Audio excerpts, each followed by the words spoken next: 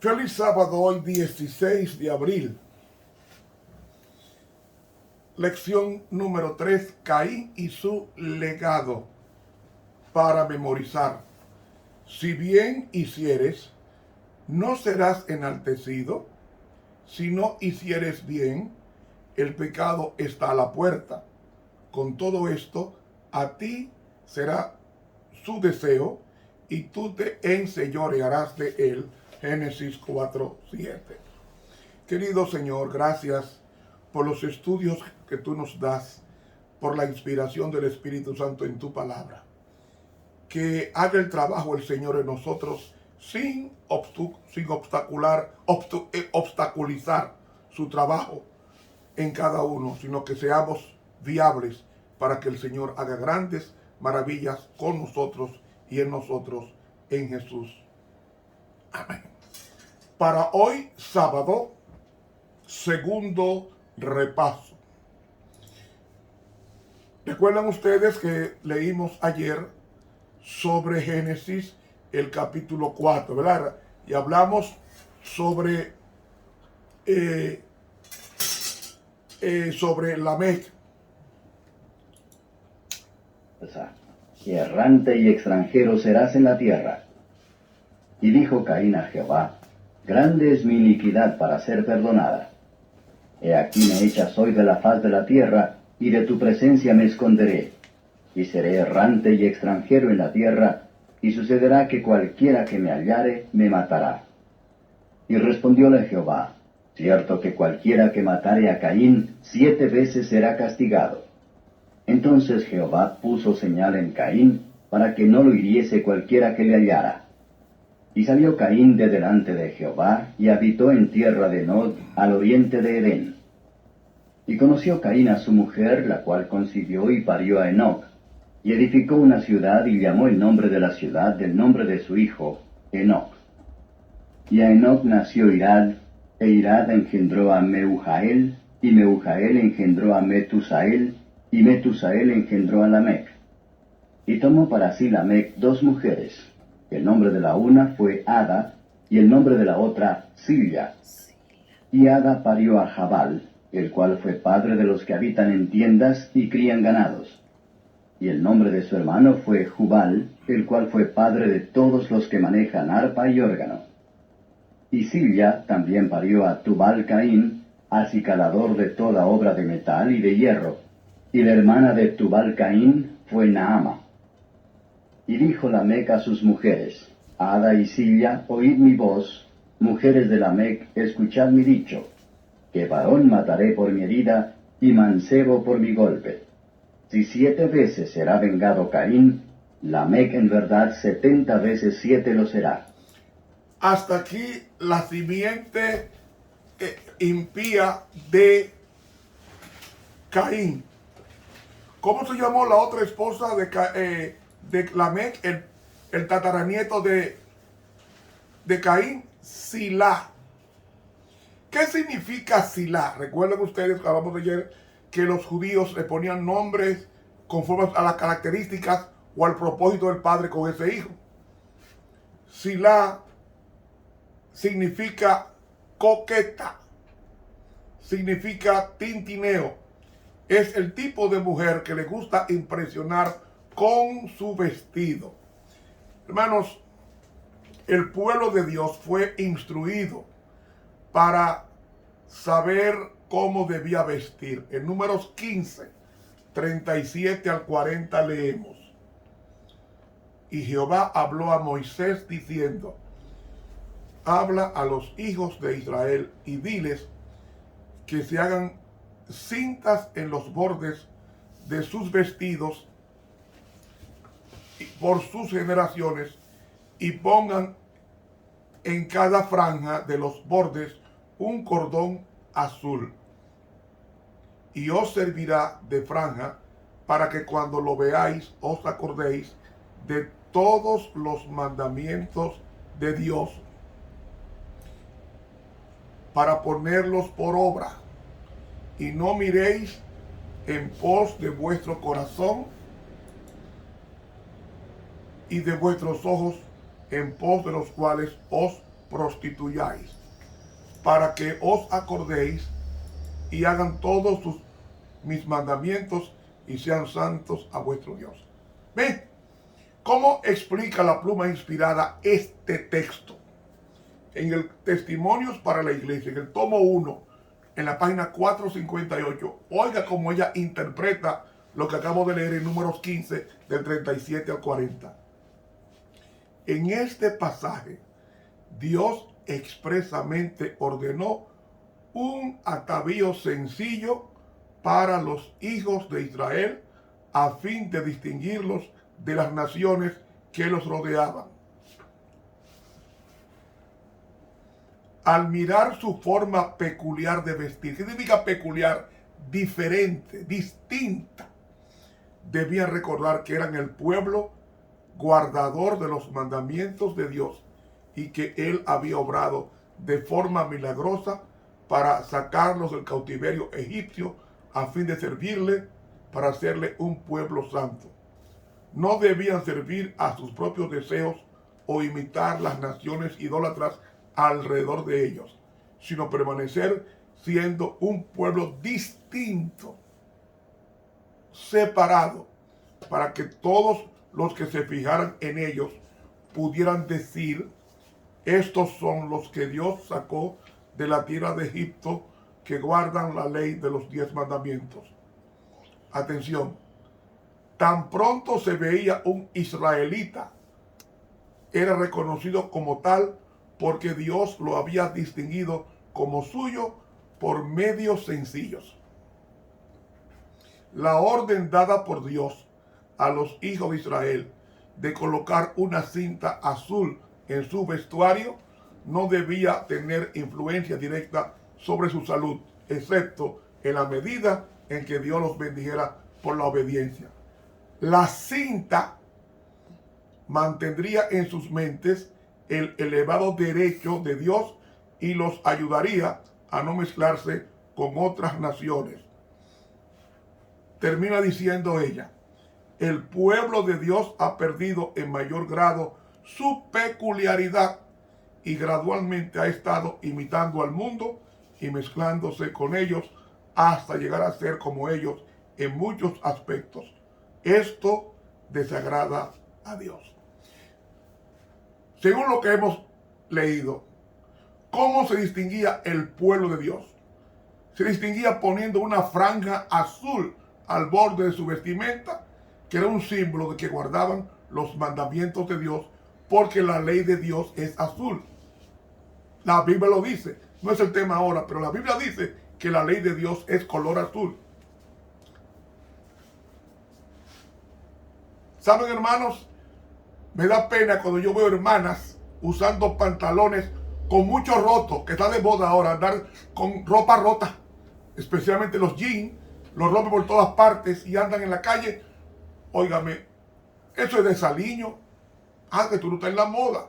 Oiga lo que la viejita dice en el tomo 1 de Testimonios para la Iglesia, página 174. Dice ella: vi que el pueblo de Dios no debía imitar las modas del mundo. Algunos lo han hecho, debido a lo cual están perdiendo rápidamente el carácter peculiar y santo que debiera distinguirlos como pueblo de Dios. Se me llamó la atención al antiguo pueblo de Dios y se me dijo que comparara su vestimenta con la moda imperante en estos últimos días. ¿Qué diferencia? ¿Qué cambio? Entonces las mujeres no eran tan atrevidas como ahora. Cuando se presentaban en público, se cubrían la cara con un velo. En estos últimos días, las modas son vergonzosas e inmodestas. La profecía se ha ocupado de ellas. Fueron introducidas por una clase de personas sobre las cuales Satanás tenía completo control. Usted me oyó. Siga diciendo, si el pueblo profeso de Dios no se hubiera alejado tanto de él, actualmente existiría una marcada diferencia entre su vestimenta y la del mundo.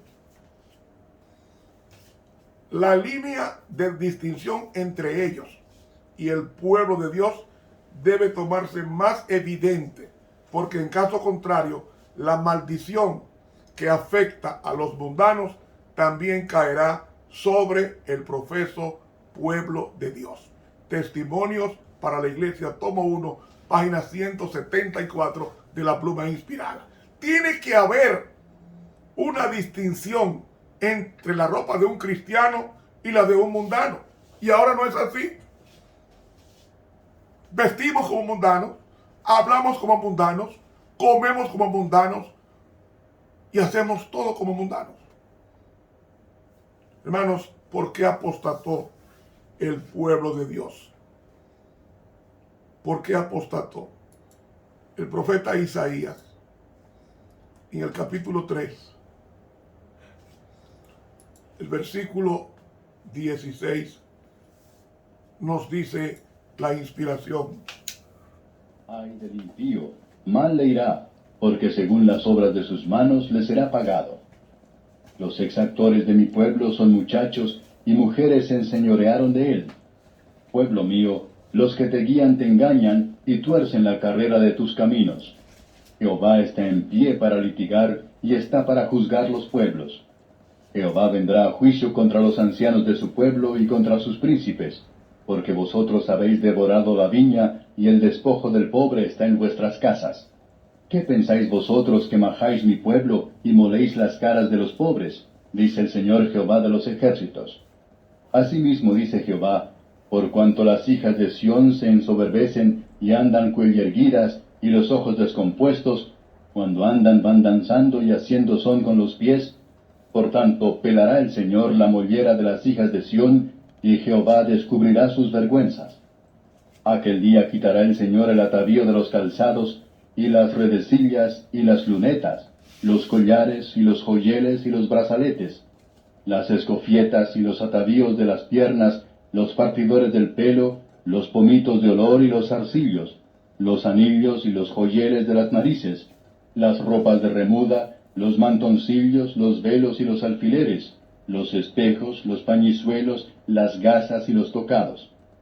Y será que en lugar de los perfumes aromáticos vendrá hediondez, y desgarrón en lugar de cinta, y calvez en lugar de la compostura del cabello, y en lugar de faja ceñimiento de saco, y quemadura en vez de hermosura. Tus varones caerán a cuchillo, y tu fuerza en la guerra. Hermanos, así estaba Israel. Así estaba el pueblo de Dios. Dice el libro Testimonios para la Iglesia, tomo 5, página 471, la Pluma Inspirada, dice aquí: a causa de la irreverencia en la actitud, la indumentaria y el comportamiento, por falta de disposición a adorarle, Dios ha apartado con frecuencia su rostro de aquellos que se habían congregado para rendirle culto. No debe haber en la iglesia ostentación de trajes, porque esto estimula la irreverencia. Cualquier cosa que distraiga la mente del servicio solemne y sagrado le ofende. Cuidado con qué ropa usted va a la iglesia. La ostentación de adornos de oro y plata es una especie de idolatría. Ustedes ven que no es cultural, que es un principio axiomático del cielo y resulta totalmente impropio para el servicio sagrado de Dios, donde cada adorador debe procurar sinceramente glorificarle. La moda ha sido la diosa que ha regido el mundo y con frecuencia se insinúa en la iglesia. Nadie deshonre el santuario de Dios por un vestido ostentoso, porque Dios y los ángeles están allí, el adorno de los cuales no sea por fuera, con encrespamiento de pelo y atavío de oro, o con postura de ropas, sino el hombre del corazón que está encubierto en incorruptible ornato de espíritu agradable y pacífico, lo cual es de grande estima ante Dios. 1 Pedro 3, 3 y 4. Eso es lo que nosotros debemos ir con una ropa buena, pero sin ostentación en el templo del Señor. Testimonios para la Iglesia, tomo 1, página 127, pluma inspirada. Dice: el ángel dijo que veía con tristeza al profeso pueblo de Dios amando al mundo, participando de su espíritu y siguiendo sus modas. Apartaos, apartaos, no sea que él os envíe con los hipócritas e incrédulos fuera de la ciudad. Vuestra profesión tan solo os causará mayor angustia, y vuestro castigo será mayor, porque conocíais su voluntad, pero no la hicisteis. Se piensa más en la aprobación de los hombres que en el desagrado de Dios. Y termina diciendo: vi que algunos profesos guardadores del sábado pasaban horas que eran más que pérdidas estudiando esta o aquella moda, adornar su propio cuerpo mortal, su pobre cuerpo mortal. Dice ella: mientras tratáis de presentaros lo más semejante al mundo y tan hermosamente como podáis, recordad que el mismo cuerpo puede en pocos días ser alimento de los gusanos. Y mientras lo adornáis a vuestro gusto para agradar a los ojos, estáis muriendo espiritualmente.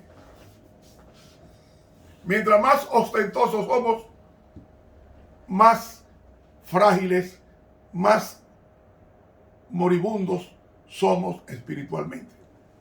Dios detesta vuestro orgullo y vano y perverso, y os considera como un sepulcro blanqueado, lleno de corrupción y de impurezas. He leído Testimonios para la Iglesia, tomo 1, página 127. De la pluma inspirada. ¿Cuál es la condición de muchos hermanos nuestros? Primeros Escritos, página 108. Es evidente que muchos de los que se llaman adventistas se dedican más a adornar sus cuerpos y a presentar un buen aspecto a los ojos del mundo que aprender de la palabra de Dios, cómo pueden ser aprobados por él. Primeros Escritos, página 108, pluma inspirada. ¿Quién es el que introduce las modas cuestionables en la iglesia? Testimonios para la Iglesia, tomo 4, página 627. Satanás constantemente seduce con nuevos estilos de vestido que son una ofensa para la salud moral y física, y disfruta cuando ve que quienes profesan ser cristianos aceptan apresuradamente las modas que Satanás inventa. Testimonio para ministros, página 43, dice: mientras el Señor trae a la iglesia a aquellos que están verdaderamente convertidos, Satanás trae a su fraternidad a personas que no están convertidas. ¿Quiénes son los que debilitan a la iglesia? Mensaje para los jóvenes, página 355. Dice ella: las personas sin consagración, amantes del mundo, que profesan ser religiosas, son una de las causas más serias de la debilidad de la iglesia de Cristo. Por eso, hay peligro de seguir bautizando a gente a nuestra iglesia no convertida. En el periódico Review and Herald, tomo 4, página 301, dice: se lleva a cabo una obra demasiado apresurada en añadir nombres al registro de la iglesia. Se ven serios defectos en los caracteres de algunos de los que se unen a la iglesia. Aquellos que los reciben dicen: primero los traeremos a la iglesia y después los reformaremos. Pero esto es un error. La primera obra a llevar a cabo es la de reforma. Orad por ellos, hablad con ellos, pero no les permitáis que se unan al pueblo de Dios en la relación de miembros de iglesia hasta que ellos no den una evidencia decidida de que el Espíritu de Dios está obrando en sus corazones. Hay que enseñarle a los amigos que nos visitan qué significa ser cristiano. Y cuando ellos den testimonio público de que realmente quieren bautizarse habiendo cambiado, bautícenlo. ¿Saben ustedes cuál es nuestra condición? Mensajes Directos, tomo 1, página 146, dice la pluma inspirada: ¡ay! Cuánto orgullo prevalece en la iglesia, cuánta hipocresía, cuánto engaño, cuánto amor al vestido, cuánto amor al vestido. Levántese la iglesia y arrepiéntase de sus apostasías ante Dios. Despiértense los atalayas y den un sonido certero a la trompeta. He leído del libro Mensajes Directos, tomo 1, página 146. ¿Qué pasa con muchas iglesias nuestras? Oiga lo que dice ella. Oiga los testimonios, tomo 1, página 600. Se me ha mostrado que las reglas de nuestras iglesias son muy deficientes. Todas las manifestaciones de orgullo en el vestir que son prohibidas en la palabra de Dios deben ser suficiente razón para que la iglesia ejerza disciplina. El yo, y únicamente el yo, es el objeto de la adoración. Pesa sobre nosotros como pueblo un terrible pecado, porque hemos permitido que los miembros de nuestras iglesias vistan de una forma inconsecuente con su fe. Debemos levantarnos enseguida y cerrar la puerta a las seducciones de la moda. A menos que lo hagamos, nuestras iglesias se desmoralizarán. Mensaje Directo, tomo 2, página 174. Dice la pluma inspirada: no tiene lugar en una situación de emergencia. Dios no tiene lugar en una situación de emergencia a hombres de dos caras.